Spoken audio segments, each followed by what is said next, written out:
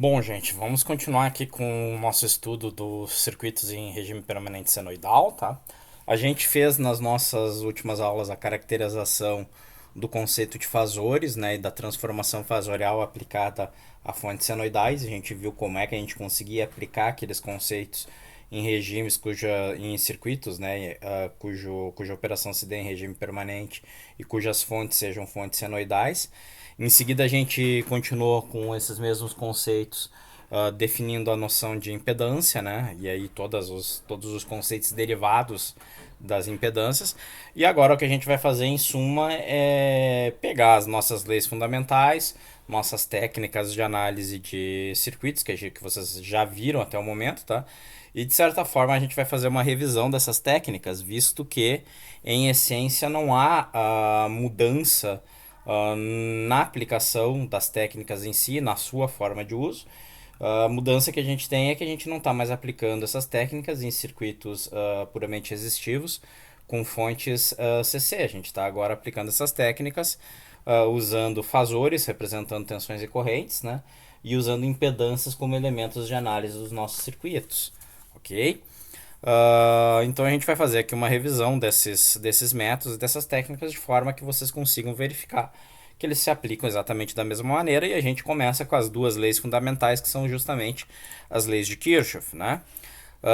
Então, novamente, destacando, né, que tudo aquilo que a gente viu em análise de circuitos até o momento continua se aplicando até agora. Do ponto de vista, a maior alteração que a gente vai ter é mais do ponto de vista algébrico, onde antes vocês tinham o trabalho com números reais e vocês tinham, digamos assim, na pior das situações, a formulação de sistemas de equações lineares cujos coeficientes das incógnitas eram números reais, e agora a gente vai ter uma diferença algébrica que a gente vai começar a trabalhar com impedâncias e com fasores, que em essência são números complexos, tá? Mas vamos lá. A gente tem então a lei das tensões, lembrando, né, que nos diz que a primeira, também conhecida como primeira lei de Kirchhoff, que nos diz que a soma de todas as tensões ao longo de um laço ou de um caminho fechado é nula, né? E a gente pode então reenunciar a nossa lei dessa forma, né? Se a gente forma um caminho fechado em um certo circuito e a gente toma as tensões V1, V2 até Vx, a soma de todas essas tensões tem que ser nula. Se a gente coloca isso no regime permanente senoidal, ou representando V1, V2, V3 e assim por diante até Vx, o que nós temos então são ondas senoidais, né, com diferentes amplitudes. Aqui é a amplitude V1, aqui é a amplitude V2, aqui é a amplitude V3, com diferentes fases, θ1, θ2, θx, né? Porém com a mesma frequência de operação. Então, no momento, a gente está analisando, a gente está partindo do pressuposto que esses nossos circuitos que operam em regime permanente senoidal, eles estão operando com frequência única, tá? Com frequência comum a todos os elementos do circuito. Então, se a gente aplica a lei de Kirchhoff no regime permanente senoidal, a gente tem que também a soma de todas essas tensões aqui senoidais tem que ser igual a zero. Aplicando a identidade de Euler em cada um dos termos da expressão, ou seja, né, se a gente pegar aqui cada uma das ondas senoidais e aplicá-la à identidade de Euler, a gente tem que cada uma das fontes pode ser escrita nesse formato, né, na forma de exponenciais, tá?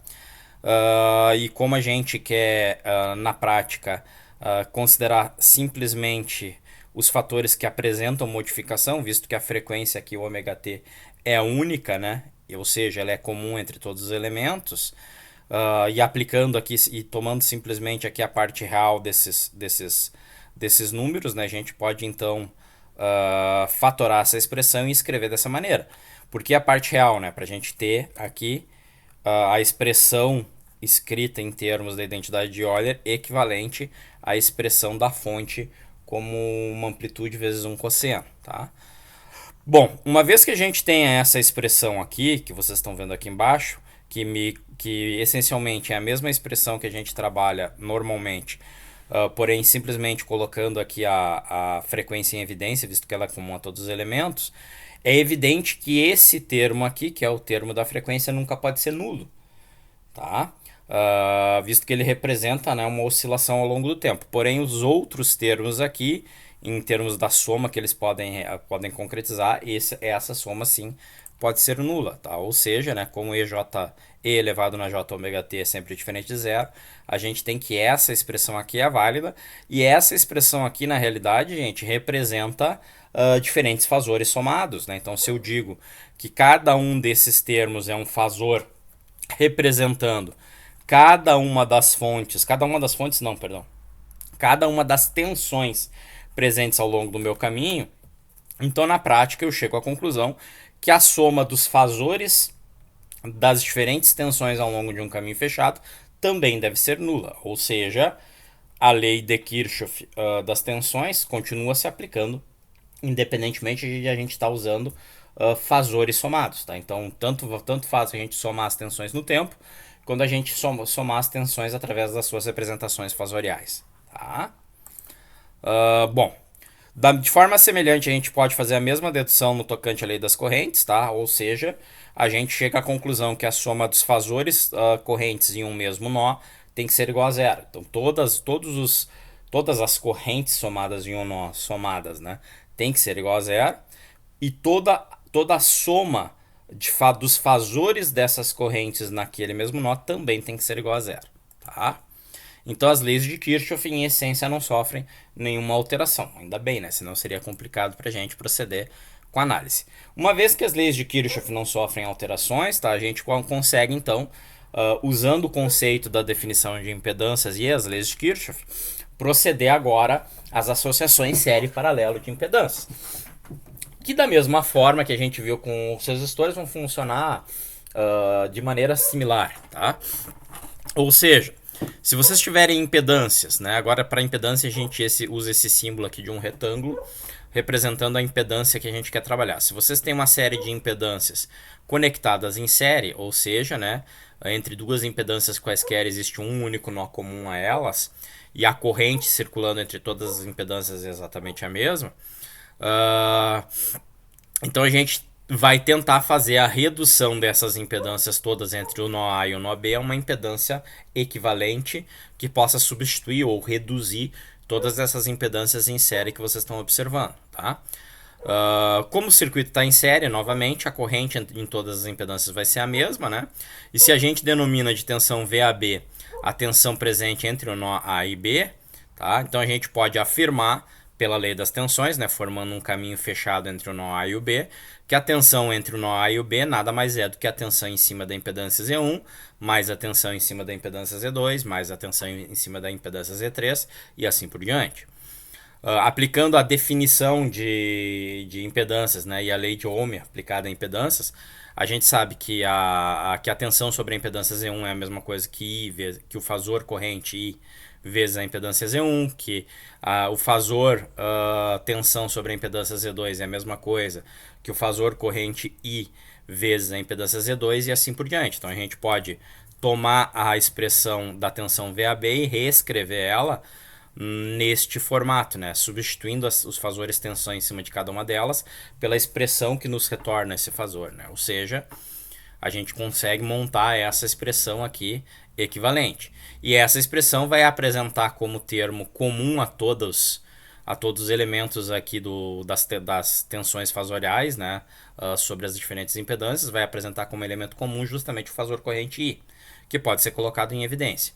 Uma vez que a gente tem em evidência o fasor corrente I, é muito fácil a gente determinar então que existe uma impedância equivalente ZEQ, que é igual à soma das impedâncias individuais, visto que a gente pode reescrever essa expressão da tensão VAB simplesmente como fasor corrente I vezes a impedância equivalente naquele formato. O que nos permite então afirmar, né, que a gente consegue substituir uma série de impedâncias série entre um nó A e um nó B por uma impedância equivalente que é dada pela soma das impedâncias individuais consideradas, tá? Se a gente estiver trabalhando por um outro lado com admitâncias, tá? Lembrando, né, em tudo similar ao trabalho que nós fizemos com resistores e com condutâncias, só que agora a gente está considerando no papel do resistor, né, a impedância, e no papel da condutância a gente está trabalhando a admitância, e cá entre nós um dos elementos da impedância é justamente a resistência, né, existente, e um dos elementos da admitância é justamente a condutância, tá? Lembrando então que a condutância é o inverso de toda a impedância, né, ou seja, Se a gente tem uma impedância equivalente Z aqui, a admitância equivalente nada mais é do que o inverso da soma das impedâncias individuais no caminho entre o nó A e B, desde que elas estejam associadas em série. Se a gente ainda considera que a gente não está trabalhando com a impedância Z1, mas sim com a admitância Y1, então a gente tem que a impedância equivalente de um circuito série, onde vocês têm uma série de admitâncias, que é impedância não, que é admitância equivalente, perdão, de um circuito série onde vocês têm uma série de admitâncias, nada mais é do que o inverso da soma dos inversos de cada uma das admitâncias consideradas. Tá? A gente continua usando o símbolo mais quando a gente quer fazer, a gente não quer fazer a conta, né? A gente quer fazer só a representação da associação. A gente continua usando o símbolo mais para representar, no caso de impedâncias, né? Mas no caso de admitâncias também, para representar a associação série, tá? E no caso da associação paralela, a gente vai continuar usando as duas barras. A gente consegue desenvolver também o conceito de associação paralelo, né? No caso, nós temos entre o nó A e o B uma série de impedâncias ligadas em paralelo, ou seja, essas impedâncias têm um nó de conexão comum a todas elas em um dos lados e um outro nó de conexão comum a todas elas do outro lado, né? Do outro lado do bipolo. Nesse caso, a gente vai ter diferentes correntes em cada uma das impedâncias, possivelmente, tá? Mas a gente tem uma tensão VAB comum a todas as impedâncias consideradas, visto que a gente tem justamente uma associação paralela. Então aqui, para a gente conseguir derivar a expressão da associação paralela de impedâncias, a gente parte do pressuposto justamente que a gente tem um nó comum, vamos considerar aqui como nó de interesse o nó A, tá? E dessa forma a gente chega à conclusão que o fasor corrente total IT é a mesma coisa que os fasores correntes I1 mais I2 mais I3 mais I4 e assim por diante, tá? De todas as impedâncias associadas em paralelo. Tá? Aplicando de novo a definição de impedâncias e lei de Ohm, a gente sabe que a gente consegue definir cada um dos fasores corrente simplesmente pela tensão VAB, que é comum a todos eles, tá? Dividido pela impedância considerada. E substituindo isso na expressão, tá? Então nós temos que o fasor total nada mais é do que a soma de cada um dos fasores corrente individualmente somados, tá? Que a gente consegue expressar como a tensão dividido pela impedância considerada. Colocamos em evidência agora aqui até o fasor VAB e dessa forma, né, a gente chega nesta expressão aqui comum. Tá? Lembrando de novo que a admitância nada mais é do que o inverso da impedância, tá? A gente também pode definir que agora a admitância Y1 é 1 sobre Z1, a admitância Y2 é 1 sobre Z2 e assim por diante. O que nos permite, então, reescrever a expressão da associação paralelo, simplesmente na forma que a corrente total nada mais é do que o fasor tensão entre o nó A e B, vezes a soma das admitâncias. E a gente diz, então, que a admitância equivalente de um circuito paralelo nada mais é do que a soma das admitâncias individuais. Como a admitância é o inverso da impedância, então a gente consegue escrever, trabalhando a nossa expressão, né, que a impedância equivalente de uma associação paralela de diversas impedâncias nada mais é do que o inverso da soma dos inversos das impedâncias individuais. Tá? De tal modo que a gente consegue simplificar todo o circuito, né, reduzir o circuito dessa associação de várias impedâncias paralelas a uma impedância única considerada. Bom, vamos continuar então agora com os divisores, tá? Assim como no caso das associações das leis de Kirchhoff, nós vamos aplicar os divisores exatamente da mesma maneira, tá? Então, divisores de tensão a gente continua aplicando em segmentos do circuito onde a gente conheça uma tensão e a gente tem uma série de elementos conectados em série, tá? Então, se a gente pega o circuito aqui, o exemplo que está sendo apresentado, nós temos aqui uma tensão VF sobre todas as impedâncias associadas em série. E o divisor de tensão nos dá um mecanismo simples de determinar qualquer uma das tensões envolvidas, né? Sem ter que realizar redução e outros trabalhos maiores, tá? Aplicando a lei de Kirchhoff, a lei das tensões, né, a primeira lei de Kirchhoff nesse circuito, nós temos aqui então que a soma dos fasores tem que ser igual a zero, tá? E considerando que o circuito é série, a corrente total é a mesma em cima dos elementos nas diferentes impedâncias.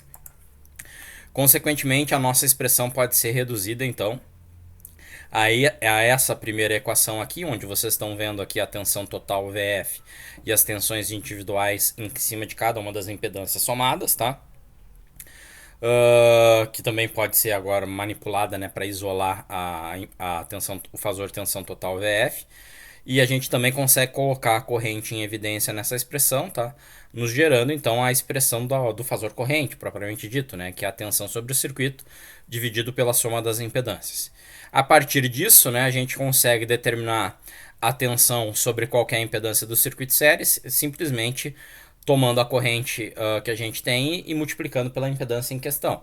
O que nos reduz, então, justamente a expressão do divisor de tensão, que é uma expressão que me diz que eu consigo calcular o fator tensão sobre uma impedância X de interesse, simplesmente tomando a impedância X considerada, dividindo pela impedância equivalente do circuito e multiplicando pela tensão total apresentada entre os nós do segmento de associação série do circuito considerado, tá? Então é exatamente o mesmo desenvolvimento que a gente fez para circuitos resistivos. No caso de divisor de corrente, a gente vai ter novamente um desenvolvimento similar, tá? Nós temos aqui uma tensão VAB comum a todas as impedâncias em paralelo, e nós temos uma corrente aqui total IF que está se dividindo em várias correntes, né? I1, I2, I3 até IN. E a gente quer justamente encontrar uma forma simples de determinar uma corrente qualquer sobre uma impedância considerada, dado que a gente tenha uma série de elementos associados em paralelo e que a gente saiba qual corrente total está ingressando e sendo dividida entre esses elementos, tá? Então tem um desenvolvimento matemático aqui similar, né? Pela lei de Kirchhoff, nós sabemos que a soma das correntes individuais em cima de cada uma das impedâncias tem que ser igual à corrente total que está ingressando e sendo dividida justamente. E usando a lei de Ohm, a gente consegue então manipular essa expressão para chegar numa expressão bastante óbvia, né? Que nos diz que a corrente total do circuito nada mais é do que a tensão comum sobre os elementos em paralelo vezes o inverso das impedâncias somados, tá? Que a gente também consegue colocar na forma usual, né, da lei de Ohm, onde a gente teria então aqui justamente a impedância equivalente vista no lado direito da equação, ok? De tal forma que a gente consegue determinar que a tensão entre os nós A e B dos elementos associados em paralelo nada mais é do que a corrente que é da corrente total, que é dividida entre esses elementos, vezes a impedância equivalente do circuito paralelo, tá? Manipulando mais essa expressão, a gente consegue então chegar à expressão do divisor de corrente, me permitindo determinar qual é a corrente X sobre uma impedância X de interesse, simplesmente tomando a impedância equivalente do circuito paralelo, dividido pela impedância de interesse, vezes a corrente total do circuito, tá? Então, novamente, é a mesma expressão, é o mesmo desenvolvimento que nós tínhamos para os divisores resistivos, tá? Conversão estrela-triângulo, tá, pessoal? Segue novamente a mesma noção, tá? Nós continuamos tendo um caso de associação onde o circuito não se caracteriza nem como um circuito paralelo, nem como um circuito série, tá? Que é justamente a configuração estrela ou triângulo. A configuração triângulo, né, pode ser caracterizada como um triângulo conectando três impedâncias, né, as impedâncias EA, ZB e ZC, ou ainda, né, como um circuito π, tá, também na forma alternativa de representação. Notem que os dois circuitos, na verdade, são exatamente o mesmo, né? Inclusive eu destaco aqui os nós A, nó B e nó C nas duas representações gráficas, tá? Então, essas duas representações caracterizam justamente um circuito triângulo ou π, tá? E a gente tem também a configuração estrela, né, que também pode ser chamada de configuração estrela ou T, dependendo da forma como se desenha isso dentro de um circuito, onde também não podemos caracterizar uma associação paralela ou série entre as impedâncias envolvidas, tá? Mas sim uma configuração de conexão do tipo estrela, tá? E em essência, gente, fazer a transformação de uma das configurações em outra visa permitir que a gente consiga, através dessa transformação, gerar uma redução do nosso circuito. Ou seja, a gente quer, de uma certa forma, transformar, por exemplo, uma configuração estrela numa configuração triângulo para conseguir obter outras associações que nos permitam ir trabalhando o circuito e reduzindo o circuito a uma impedância equivalente, tá? E o processo para determinar isso, gente, em essência é o mesmo. Basicamente, eu coloco esse circuito dentro de uma caixa, tá? E eu tenho que pensar como se o circuito não tivesse sofrido uma modificação. Basicamente, isso significa o quê? Que a impedância, por exemplo, entre o nó A e o nó C tem que ser a mesma, independente da configuração, ser uma configuração estrela ou ser uma configuração triângulo. Se eu somei a impedância entre o nó... Se eu somei, não, perdão. Se eu medir a impedância entre o nó A e o nó C na configuração estrela e eu medir uma impedância entre o nó A e o nó C em uma outra configuração, que pode ser a configuração triângulo, tá? E a impedância deu a mesma, do ponto de vista do restante do circuito, não aconteceu nenhuma modificação. E é esse fato que a gente utiliza justamente para conseguir obter as expressões que nos permitem fazer a conversão da configuração estrela para triângulo e vice-versa. Tá? Então aqui tem o desenvolvimento aqui das expressões vistas pelos terminais. Tá? Então aqui, por exemplo, é bem simples, né? Na configuração estrela, a impedância entre o nó A e o C é Z1 mais Z3, a impedância entre o nó A e o nó B é Z1 mais Z2, e a impedância entre o nó B e o nó C é Z2 mais Z3, tá? Que é o que vocês estão vendo aqui. Maravilha. Enquanto que na configuração aqui triângulo, a impedância entre o nó A e o nó C é ZB em paralelo com ZC mais ZA. E assim por diante, né? A impedância entre o nó A e o nó B é ZB, perdão, ZB em paralelo com ZC com mais ZA. A impedância ZAB entre o nó A e o nó B é ZC paralelo com ZB mais ZA. E a impedância entre o nó B e o nó C, o que a gente pode chamar de ZBC, né? É o ZA em paralelo com ZB mais ZC, que é o que vocês estão vendo aqui. Perfeito? Então a gente pega essas impedâncias e a gente diz que a impedância vista dos nós A e B na configuração triângulo tem que ser a mesma impedância vista entre os nós A e B na configuração estrela se a gente quer transformar uma configuração na outra, tá? E fazendo todo o trabalho algébrico necessário para essas expressões, a gente consegue então chegar à expressão que me permite configurar, fazer a conversão, né? Configurar a conversão do circuito triângulo para estrela. Então eu parto aqui das impedâncias do triângulo e chego nas impedâncias equivalentes do circuito estrela, tá? E o mesmo a gente aplica agora no sentido estrela-triângulo, né? Então eu parto das impedâncias do circuito estrela e obtenho a impedância equivalente triângulo. Tá? E aí existe aquela regrinha que quando a gente inscreve, né, uma configuração na outra a gente consegue lembrar, né? Que me diz o quê?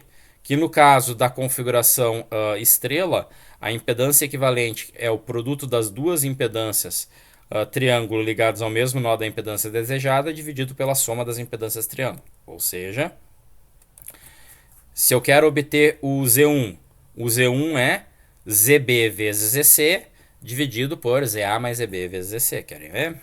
Ó, ZB vezes ZC dividido por ZA mais ZB mais ZC. Então vocês podem aplicar essa regrinha para não ter que ficar decorando formuleta, né? Ou usem o conceito, tá, para desenvolver as expressões que dá na mesma também, tá? Da mesma maneira, vocês podem aplicar aqui esse lembrete, né, que a gente usa o produto das impedâncias 2 a 2 da configuração estrela, tá, dividido pela impedância oposta à impedância que a gente quer obter, né? Então, por exemplo, se é o ZA, a impedância oposta é o Z1, se é o ZB, a impedância oposta é o Z2 e assim por diante. Ok? E aí a gente pode então fazer alguns exemplinhos aqui, gente, para mostrar para vocês como é que a gente aplica, né, essas leis e essas técnicas básicas de análise para circuitos com impedâncias. Então, primeiro, né, vamos achar uma impedância equivalente, né? A gente tem um circuito aqui entre o nó A e o nó B, né? E a gente quer determinar a impedância equivalente vista desses dois nós, tá? No caso desse circuito, vocês notem que a gente já expressou as impedâncias dos diferentes elementos, né? Então aqui eu não sei qual é a frequência com qual o circuito está trabalhando. Eu já calculei as impedâncias, já entreguei as impedâncias e quero apenas a impedância equivalente desse circuito. Esse circuito aqui, gente, vocês têm uma associação série entre o nó C e o D, que a gente vai conseguir reduzir. Uma outra associação série também entre o nó C e o D, porém paralela à primeira, né, que é essa associação entre esses 10 ohms e o J10 aqui, ohms do indutor aqui embaixo.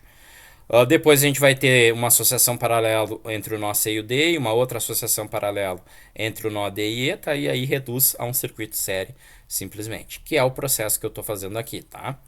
Então, no caso aqui da associação série CD, né, a gente tem uma impedância de 5 ohms em série com uma impedância de menos J30 ohms, que me dá uma impedância total de 5 menos J30. E do outro lado eu tenho uma impedância de 10 ohms em série com uma impedância de J10 ohms, tá? Que me dá uma impedância total, então 5 mais J10 ohms. Redesenhamos o circuito, né? O mesmo processo que a gente usa para resistores. E a gente tem então o circuito reduzido representado dessa maneira.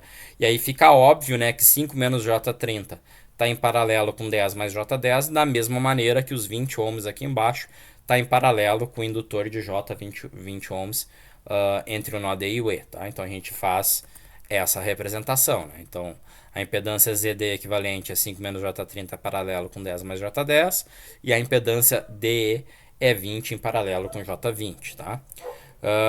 Trabalhando essa expressão, lembrando, né, gente, vamos pegar o ZCD primeiro, tá? O que é a impedância equivalente? É o inverso da soma dos inversos. Então tá aqui, né? O inverso da soma dos inversos de cada uma das impedâncias, tá? Então eu faço um mínimo múltiplo comum aqui e eu chego, inverto esse número aqui no denominador, né? Eu chego a essa expressão. Que a minha impedância ZCD nada mais é do que 5 menos J30 vezes 10 mais J10, dividido por 10 mais J10 mais 5 menos J30. Quando a gente tem dois números, e aí é mais uma questão aqui de auxílio para vocês realizarem esse trabalho algébrico, né? Quando eu tenho dois números complexos na forma retangular, que é essa forma onde fica evidente qual é a parte real e qual é a parte imaginária do nosso número complexo, tá? Fazer a soma ou a subtração desses números é bastante simples, tá? Quando eu tenho multiplicações ou divisões, é mais interessante a gente não usar a forma retangular que vocês estão vendo aqui, e sim usar a forma polar, tá? Então, lembrando, um número complexo escrito na forma retangular, a gente tem evidenciado a parte real e a parte complexa. Se a gente considerar que isso daqui é uma impedância, né? A gente tem aqui a resistência e a gente tem a reatância da impedância expressas, tá? Já na forma polar, não, né? Na forma polar, a gente vai ter um módulo, tá? E uma fase da impedância. Eu não posso aqui dizer que é o módulo e a fase do fasor, porque a gente está falando de impedâncias aqui, tá?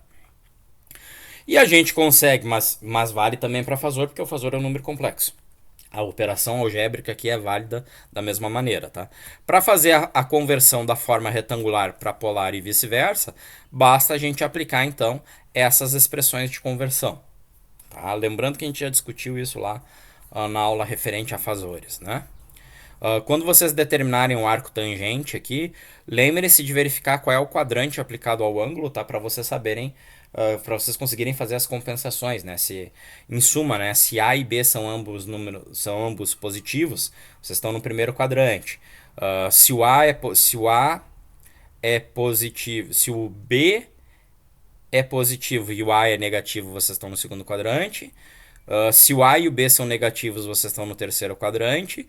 E se o A é positivo e o B é negativo, vocês estão no quarto quadrante. Então vocês têm que considerar o ângulo equivalente em cada um dos quadrantes considerados, tá? Então, né, representando aqui as operações, né, a soma e a subtração de dois números na forma retangular é uma operação bem direta, tá?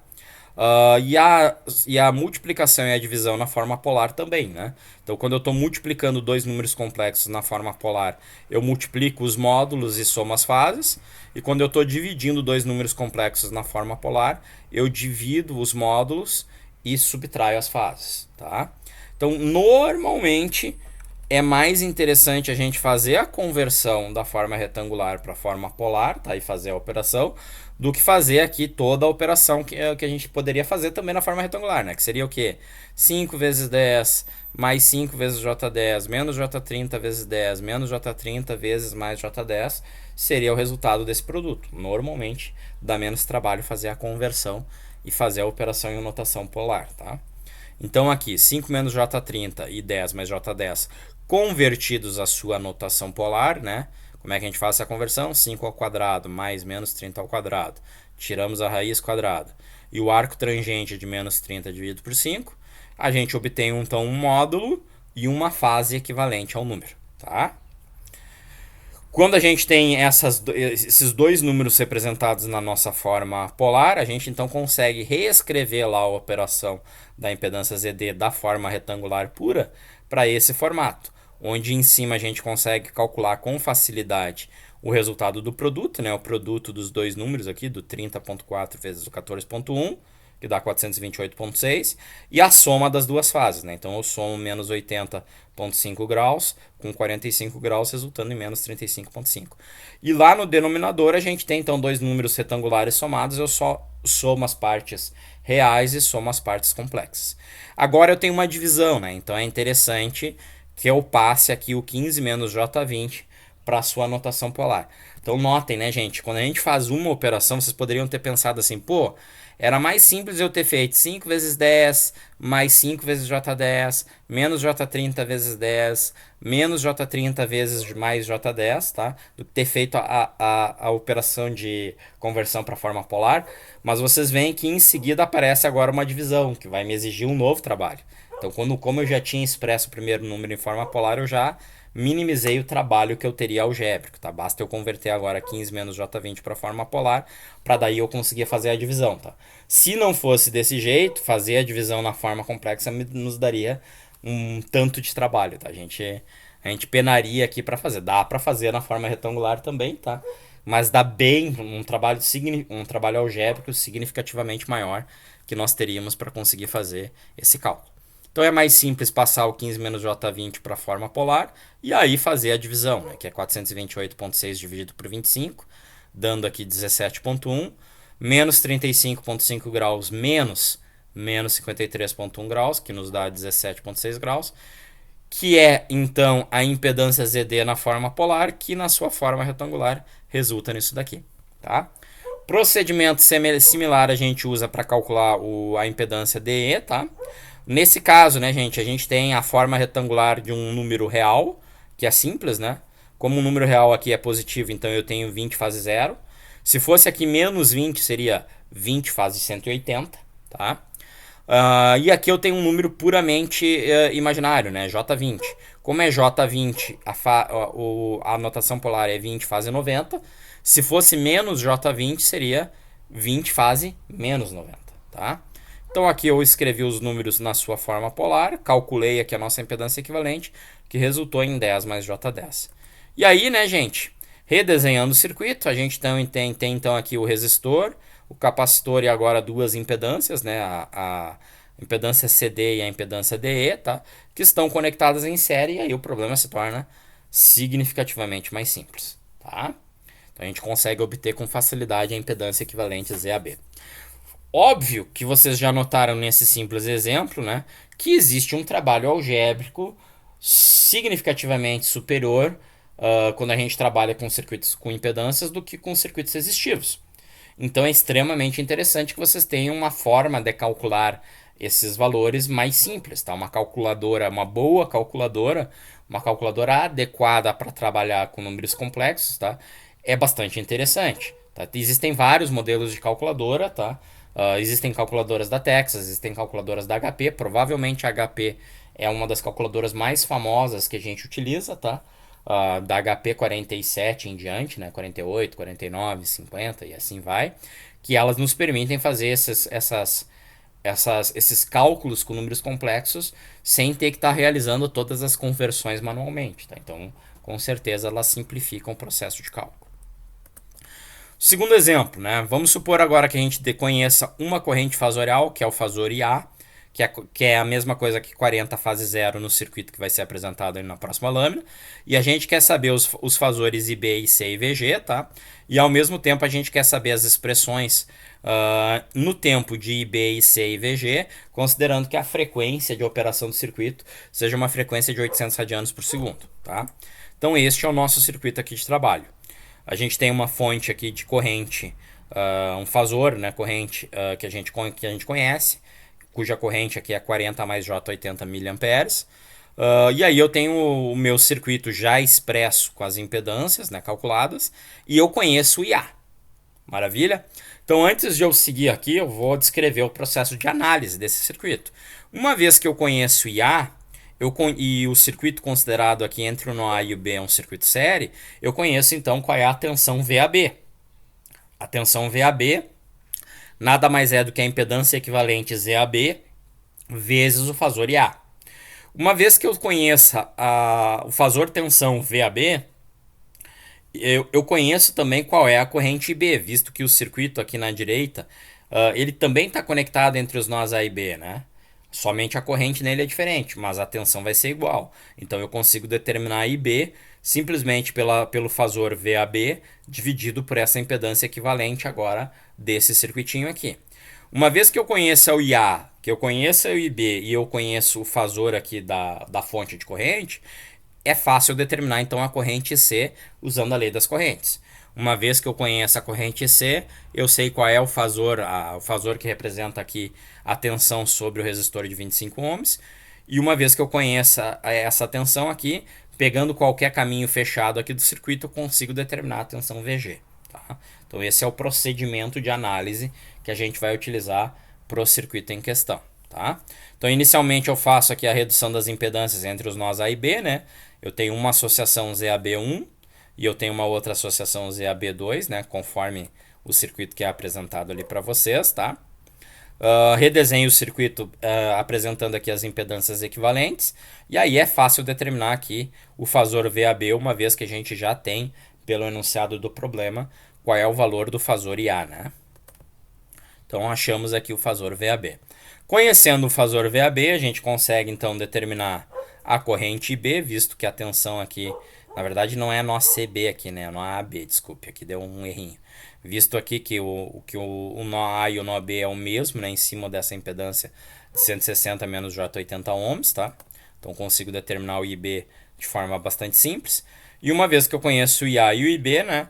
Torna-se simples determinar o valor do IC usando a lei dos nós, né? Então a gente observa o que, né? A gente tem uma corrente entrando no nó, que é o IC, e 3 correntes saindo, o IA, o IB e o fasor da fonte. Tá? Então, a soma de todas as correntes que entram no nó A é igual à soma de todas as correntes que estão saindo daquele nó. Então, a gente tem aqui a nossa expressão. Somamos todas essas correntes aqui, né? E a gente chega, então, na expressão do IC. Uma vez que a gente conhece o fasor IC, a gente consegue... Saiu um errinho aqui, tá? A gente consegue determinar o valor do VG, tá? Partindo do pressuposto que a gente calcule aqui a tensão sobre os 25 ohms. Então, a tensão sobre os 25 ohms está aqui, né? Na verdade, eu já montei a malha aqui, né? O laço considerado das tensões, né? Então, VAB é a mesma coisa que VG menos 25 vezes o IC. Eu conheço o IC, eu conheço o VAB, torna-se fácil calcular o VG, né? Maravilha? Então, a gente tem aqui as respostas pedidas em destaque, tanto na forma retangular quanto na forma polar. Por que a forma polar é interessante? Porque a partir da forma polar, gente, torna-se fácil, torna-se simples, torna-se direto obter as expressões no tempo. Porque aqui eu tenho um módulo, que é a amplitude do cosseno, e aqui eu tenho a fase de cada uma das ondas senoidais, né? Então eu já estou aqui na notação do fasor que a gente quer utilizar, né? A notação fasorial me entrega ao natural a noção de módulo, de amplitude e a noção de fase. Então, é bastante simples a gente escrever as expressões equivalentes no tempo. Só não se esqueçam de verificar se a unidade é miliamperes, é ampere ou é volt, né? Aqui está certo, de acordo com o enunciado do problema. Por enquanto é isso, tá, gente? Na próxima aula a gente vai ver a aplicação aqui da técnica de análise nodal, depois a técnica de análise de malhas, que é uma revisão dos métodos que a gente já aplicou, depois todos aqueles nossos teoremas fundamentais, né? os circuitos equivalentes de Norton e Thevenin, transformação de fontes, máxima transferência de potência, tudo aquilo que a gente vê com circuitos resistivos nós vamos rever aqui com circuitos a impedâncias. Por enquanto é isso.